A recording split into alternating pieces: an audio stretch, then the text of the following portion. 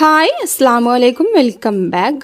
അപ്പം ഞാനിന്ന് അടിപൊളിയായിട്ടുള്ള ഒഴിച്ച് കറിയുടെ റെസിപ്പിയാണ് കേട്ടോ കാണിക്കാൻ പോകുന്നത്. അപ്പം മുരിങ്ങാക്കായും ചക്കക്കുരു ചെമ്മീൻ മൂന്നും കൂടെ ഇട്ടിട്ട് തേങ്ങ അരച്ചിട്ടുള്ള കറിയാണ്. നല്ല അടിപൊളിയായിട്ടൊരു കറിയാണ് കേട്ടോ. അത് വീട്ടിൽ കിടക്കുന്നതിന് മുമ്പ് ആരെങ്കിലും എൻ്റെ ചാനൽ ആദ്യമായി കാണുന്നവരുണ്ടെങ്കിൽ അതുപോലെ സബ്സ്ക്രൈബ് ചെയ്യാത്തവരുണ്ടെങ്കിൽ പ്ലീസ് ഒന്ന് സബ്സ്ക്രൈബ് ചെയ്ത് സപ്പോർട്ട് ചെയ്യാം കേട്ടോ.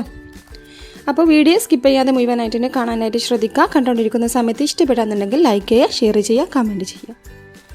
ഇനി നമുക്കതിൻ്റെ റെസിപ്പിയിലേക്ക് കടക്കാം. അപ്പോൾ ആദ്യം തന്നെ അതിലേക്ക് വേണ്ടിയിട്ട് ഞാനിപ്പോൾ കുറച്ച് ചക്കക്കുരു തോലൊക്കെ കളഞ്ഞിട്ട് ഇതുപോലെ 2 പീസാക്കി എടുത്തിട്ടുണ്ട് കേട്ടോ. അപ്പോൾ അതിൻ്റെ ആ ഒരു ബ്രൗൺ പാർട്ട് കൂടുതലൊന്നും കളയണ്ട, കുറച്ച് മാത്രം ഒന്ന് കളഞ്ഞെടുത്താൽ മതി. ഇനിയിപ്പോൾ നമുക്കതൊന്ന് വേവിച്ചെടുക്കണം. അപ്പോൾ ഇത് നന്നായിട്ട് തന്നെ കഴുകിയിട്ട് ഞാനിപ്പോൾ ഒരു മൺചട്ടിയിൽ വിറകടുപ്പിൽ വെച്ചിട്ടാണ് കേട്ടോ റെഡിയാക്കി എടുക്കുന്നത്. മൺചട്ടിയിൽ ഉണ്ടാക്കുമ്പോൾ പ്രത്യേക ഒരു ടേസ്റ്റ് അല്ലേ.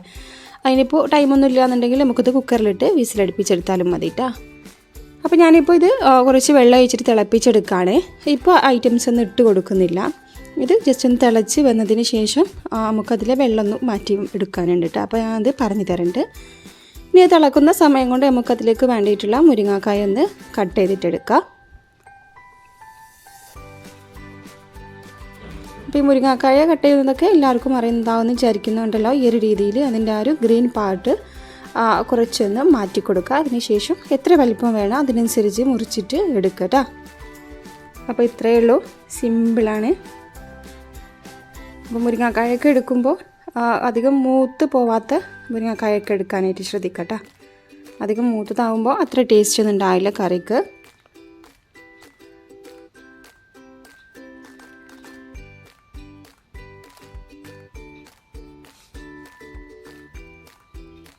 അത് ആ മുരിങ്ങാക്കായ മുഴുവനായിട്ട് തന്നെ ക്ലീൻ ചെയ്തെടുക്കുന്നുണ്ട്. ഞാനിപ്പോൾ 2 മുരിങ്ങാക്കായ എടുത്തിട്ടുണ്ടായിരുന്നു കേട്ടോ. അപ്പോൾ അത് ക്ലീൻ ചെയ്തെടുത്തിട്ടുണ്ട്.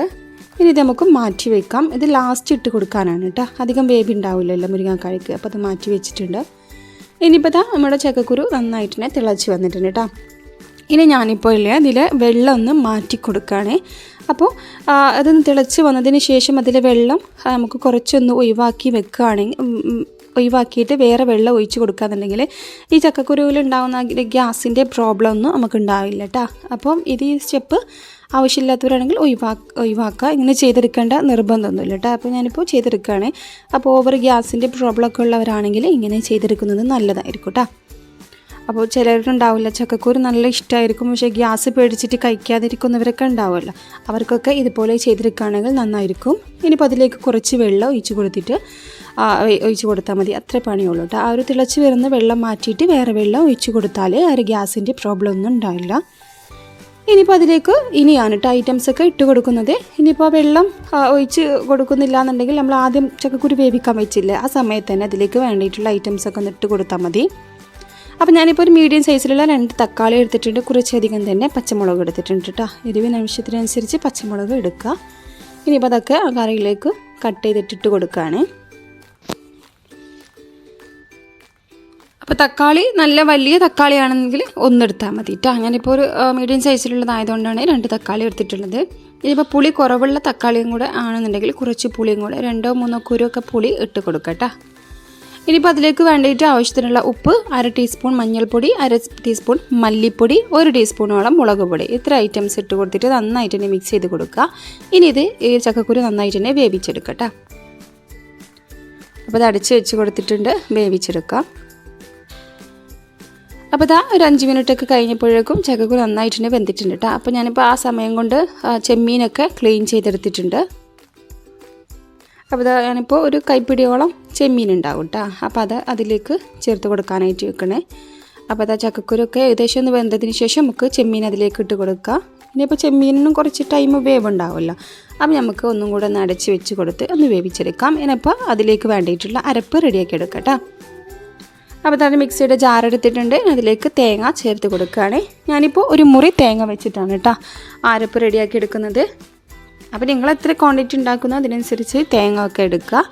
അപ്പോൾ ഒരു മുറി തേങ്ങ മിക്സിയുടെ ജാറിലേക്ക് ചേർത്ത് കൊടുത്തിട്ടുണ്ട്. ഇനി അതിലേക്കൊരു 4 ചെറിയ ഉള്ളി, ഇനി അതിൻ്റെ കൂടെ തന്നെ 1/2 ടീസ്പൂണോളം വലിയ ജീരകമാണ് കേട്ടോ ചേർത്ത് കൊടുക്കുന്നത്. ഫെനൽ സീഡ് അതും കൂടെ ചേർത്ത് കൊടുക്കുക.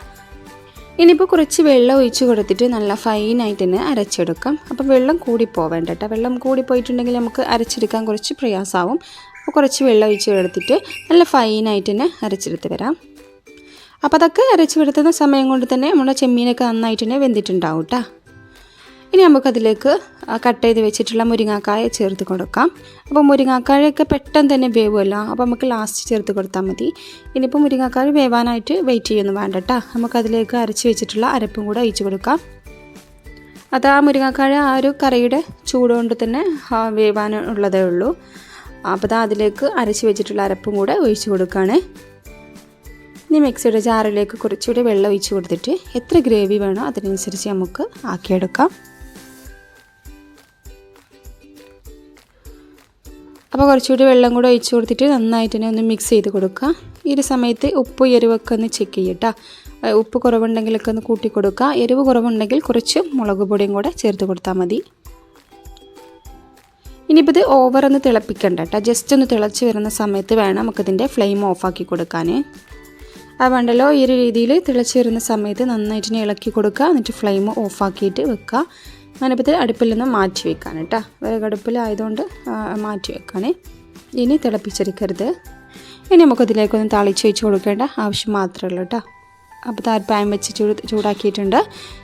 ഇനി അതിലേക്ക് 3 ടേബിൾ സ്പൂണോളം വെളിച്ചെണ്ണയാണ് കേട്ടോ ചേർത്ത് കൊടുക്കേണ്ടത്. വെളിച്ചെണ്ണയിൽ തന്നെ ചെയ്തെടുക്കാനായിട്ട് ശ്രദ്ധിക്കണേ. ഇനിയിപ്പോൾ അതിലേക്ക് ഒരു 6-7 ചെറിയ ഉള്ളി നേരിയതാക്കിയിട്ട് കട്ടാക്കിയതാണ്, അതിട്ട് കൊടുത്തിട്ടുണ്ട്. ഇനി നന്നായിട്ട് തന്നെ ഇളക്കി കൊടുത്ത് ഒരു ഗോൾഡൻ കളർ ആവുന്ന സമയത്ത് ആ സമയം വരെ നമുക്കിത് വഴറ്റിയെടുക്കാം.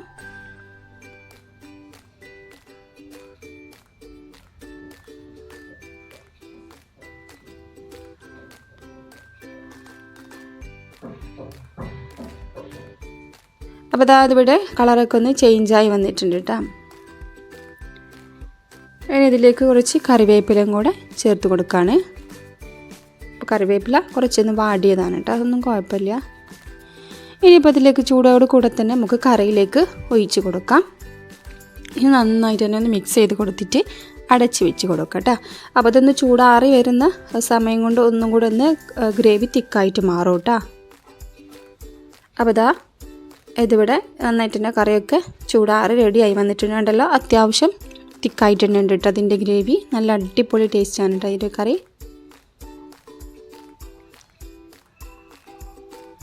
ഇതൊരു ബൗളിലേക്ക് മാറ്റി കൊടുക്കാം.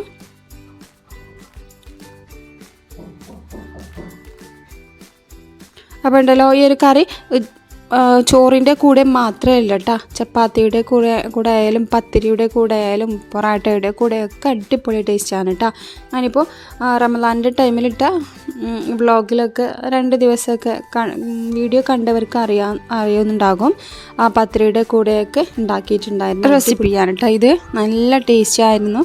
പത്തിരിയുടെ കൂടെയൊക്കെ നല്ല ടേസ്റ്റാണ് കേട്ടോ. അത് ചോറിൻ്റെ കൂടെ ആയാലും അടിപൊളി കറിയാണ്. അപ്പോൾ ഈ ഒരു റെസിപ്പി എല്ലാവരും ട്രൈ ചെയ്ത് നോക്കുക. എന്നിട്ട് അതിൻ്റെ ഫീഡ്ബാക്കൊക്കെ ഒന്ന് അറിയിക്കുക. വീഡിയോ ഇഷ്ടപ്പെട്ടാൽ ലൈക്ക് ചെയ്യുക, ഷെയർ ചെയ്യുക, കമൻറ്റ് ചെയ്യുക. സബ്സ്ക്രൈബ് ചെയ്യാൻ ആരെങ്കിലും കാണുന്നവരുണ്ടെങ്കിൽ പ്ലീസ് ഒന്ന് സബ്സ്ക്രൈബ് ചെയ്ത് സപ്പോർട്ടും കൂടെ ചെയ്യാം കേട്ടോ. പുതിയ വീഡിയോയുമായി വീണ്ടും വരാം. അതുവരെ താങ്ക്സ് ഫോർ വാച്ചിങ്. ബൈ.